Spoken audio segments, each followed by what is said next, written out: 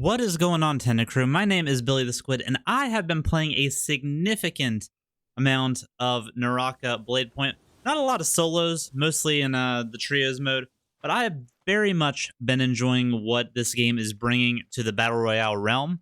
Battle Royale's a game genre that I was really hot and heavy into when it first came out. I was a really big PUBG player, and I just loved it. And then I kind of had a falling out with the genre as a whole. I got burnt out on it. But I've started coming back to it. I've been playing a little bit of Apex. I've been playing Naraka. And let me tell you, I think those two games out of all the BRs out there right now really do BR the most unique and, in my opinion, the most fun out of the games that are out right now. Hunt Showdown also kind of has some of that stuff with the PvE versus PvP type of thing. But when you have like PUBGs, when you have your Fortnites, you have your Warzones, those games like Apex, Naraka, they really stand out. And Naraka more so than any other because from what I understand, this is the first melee-oriented Battle Royale to really be getting its due time in the spotlight. I'm sure there's been melee Battle Royales that have came out prior, but this is the first one that's done it on a very successful level, and I hope that it keeps doing it because the game is very good. And if you enjoy Sekiro-style Battle Royale, I highly recommend it.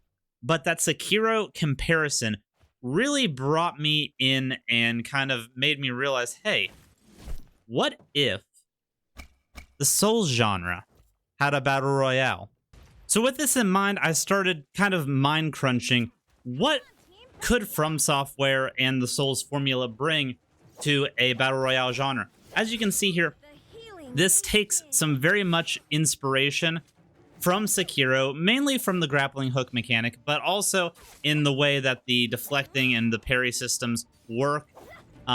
There's some weapon arts-based things already in there. So Naraka in itself already kind of takes this formula a little bit, just a little bit. It's enough for it to feel familiar to a Souls player while also kind of having almost a fighting game style ebb and flow to the combat where there's counter for this, counter for that, and everything kind of meshes together really well. Light attacks will beat blocks. Blocks will beat strong attacks, and strong attacks will beat light attacks. That is kind of the holy triangle of bullshit that Naraka brings to the table, and I feel like it's a really fun style. But what can a Souls game specifically bring in that something like this has not?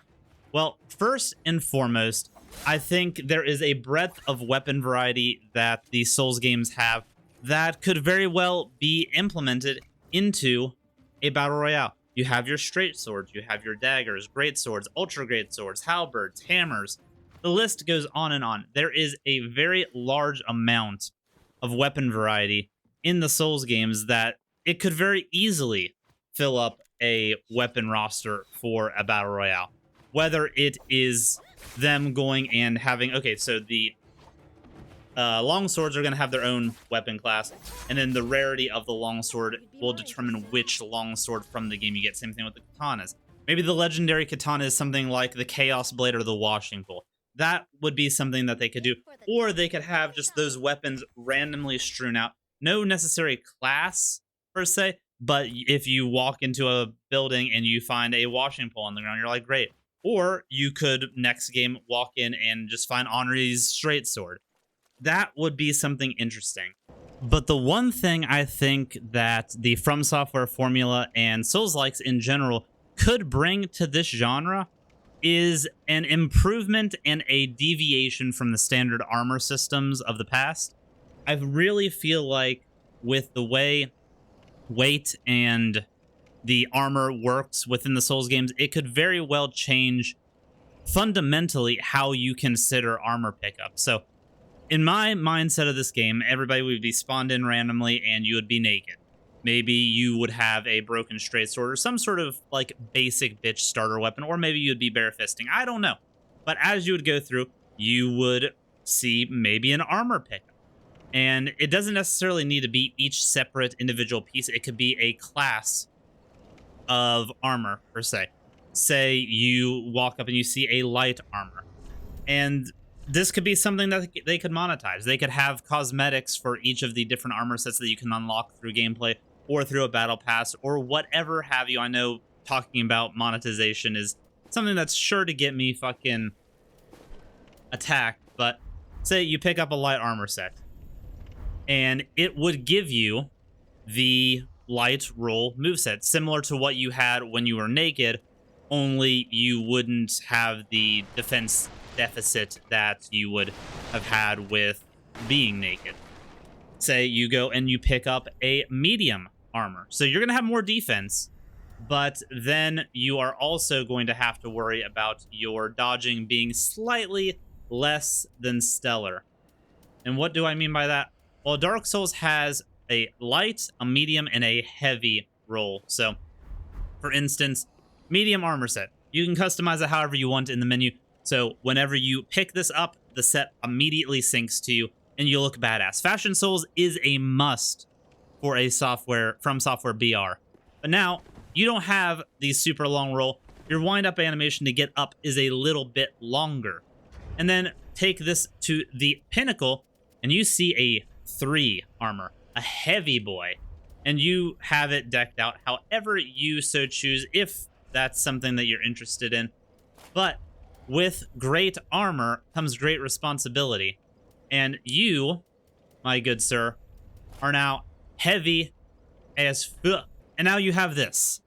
You could potentially supplement this with, say, a great shield that you have found somewhere on the map or whatnot. But now your rolling capacities are significantly reduced at the expense of you being able to take significantly more damage. And these are numbers that they could play around with. The payoff with rolling versus fat rolling in the Souls games has always been the lighter you are, the better your roll is, the better likely you are to be able to dispatch. With shields and stuff, it's never been a playstyle that I've liked, but it is a viable playstyle.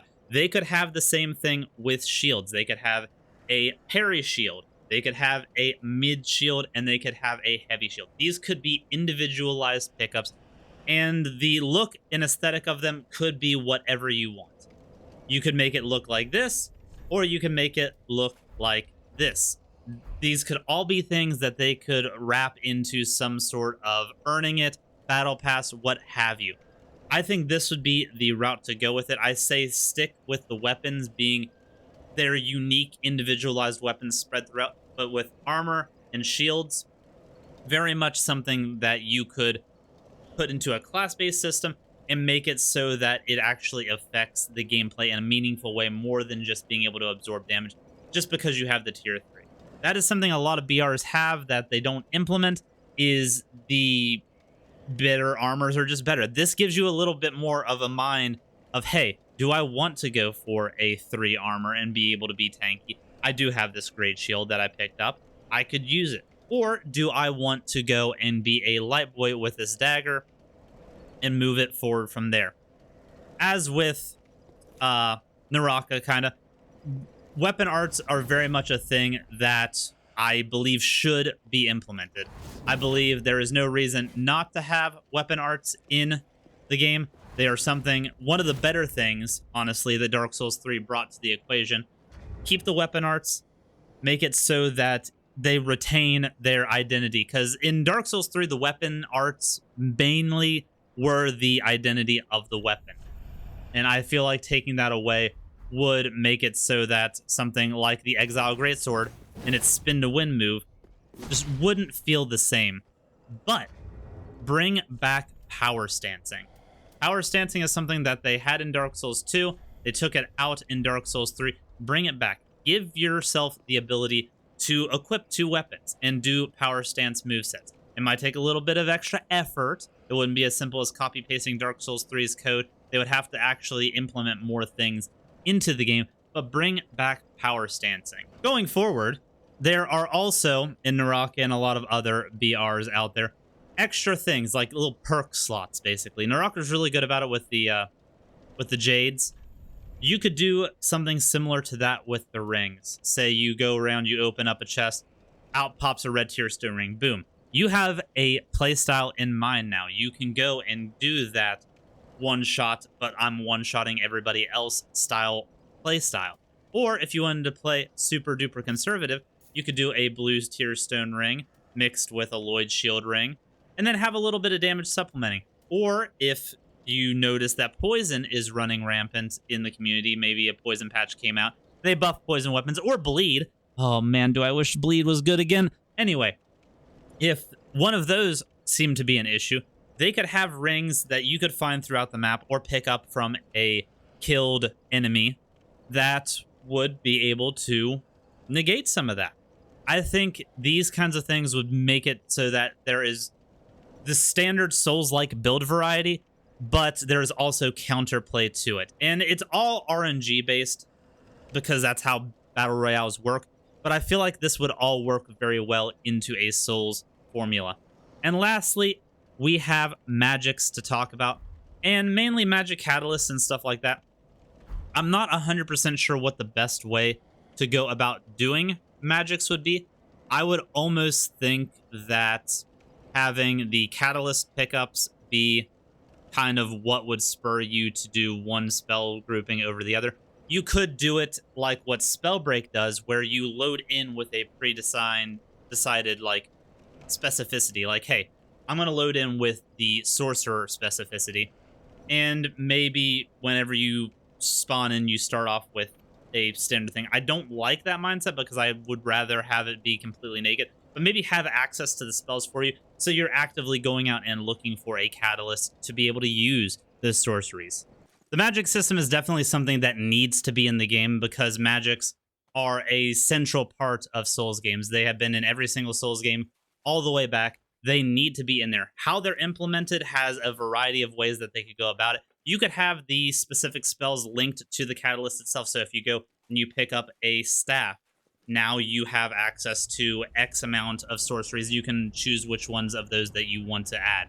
If you pick up a charm, or a chime, you can now have access to some miracles.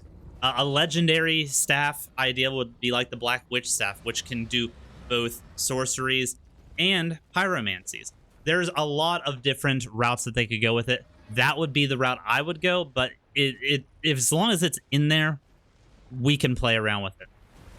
Another thing about Battle Royales is the circle and most of the time kill zones. The circle is very easy. The Souls lore is all based on the end of times, especially with Dark Souls 3. You could very easily have like an ash storm like encircling in, or the flame circling in, or the abyss circling in, and then the central area becomes like the kiln of the last fire. A big bonfire pops up, you're fighting over it, whatever thematically you want to do. The void or the abyss sounds like a really cool idea, but there are many different routes that they could go with this kind of idea. As far as kill zones go, there are so many different environmental obstacles that Souls games put in that I feel like they should have no issues coming up with a kill zone. If you want to have a big dragon pop up and spray fire into an area, you can do that. If you want to make it so that the abyss spawns up and is like creating geysers of darkness, you can do that as well. There are many, many different ways that you can get away with having a kill zone set up that I feel like would make sense. As well as vendors. You could have a vendor set up pretty well anywhere. There's a ton of... You can even bring in like the blacksmiths to upgrade your weapon rarity and stuff like that if you wanted to. It all is really up to how in-depth they're wanting to go. I think a blacksmith system would be great. You could both level up your weaponry, or you can level up your healing stuff. Estus flasks naturally for your standard health. And if they wanted to go a shield bar route to it, they could have the armor powder or the repair powders or whatever. If they wanted to go a weapon durability, repair powder could work on that as well. It's all very fluid. And the more I thought about it, the more that I realized that there really is way too much stuff that would make sense for a Battle Royale. If you've ever went in and seen like the Aldrich Faithfuls at Anor Londo, there are so many people running around fighting. It's almost like a mini Battle Royale in itself right then and there.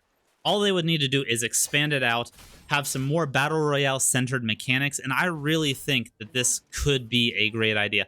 And I understand Battle Royales are where good games go to die. That is the joke that runs, but I genuinely think a Souls-like Battle Royale would be an excellent place for FromSoftware to go if they ever wanted to make a PvP exclusive game. That would be the route I would go. I feel like it would be better than, say, a fighting game style duel mechanic. I feel like a Battle Royale just fits with Souls better than a lot of other genres would for PvP styles. So let me know what you guys think down in the comments below. We do a lot of Souls-like content, not only on here, but also on Twitch, twitch.tv/Billy_the_Skwid.